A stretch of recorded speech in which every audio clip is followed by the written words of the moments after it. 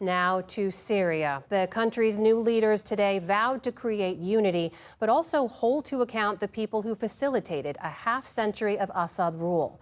Those calls for revenge added to the unease of many Syrian minorities, including U.S. partners in the fight against ISIS, who today had to give up hard-won territory. Nick Schifrin begins our coverage.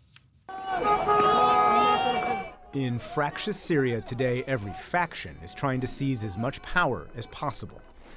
Today, residents of Deir ez-Zor in the northeast welcome the rebel group that led Syria's takeover, Hayat Tahrir al-Sham, or HTS. Up until now, the city had been controlled by the U.S.-backed, mostly Kurdish, Syrian Democratic Forces.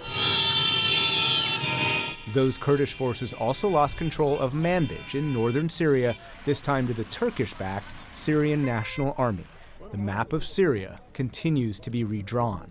The coalition that controls the capital and the west, HTS and the Syrian National Army in green, are pushing against the Kurds in yellow.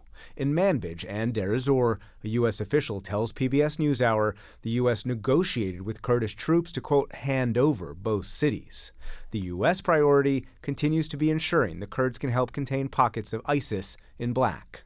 Meanwhile, in the south, Israel has seized territory that has been demilitarized for 50 years. Syria's unease is felt among its minorities. In the heartland of Shia Alawites, today Sunni rebels torch the grave of Hafez al-Assad, the father of Bashar al-Assad. The two ruled Syria for more than half a century. Their brutality today is still being uncovered. Outside this Damascus morgue, families hoped for news from relatives who long ago disappeared. Mostly, they found horror. Bodies burned beyond recognition by Assad's institutionalized industrial punishment of its perceived enemies, including Halala Marai's sons. I lost my sons in 2013. I've been submitting requests to the military police and the military court, but they keep telling me they don't have them. Since 2013, I have not seen them, nor do I know their fate.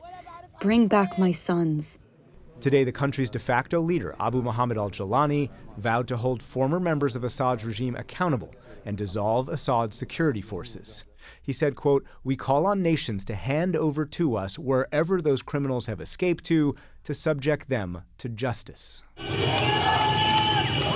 Some mobs are taking justice into their own hands. Across Syria, social media videos showed rebel factions killing Assad officers, reportedly responsible for decades of torture.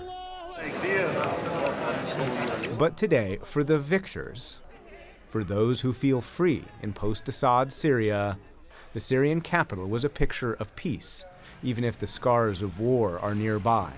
Today, the country's interim prime minister vowed to create unity. That is not guaranteed, but in the market, in the town square, there is a feeling of freedom. For the PBS NewsHour, I'm Nick Schifrin.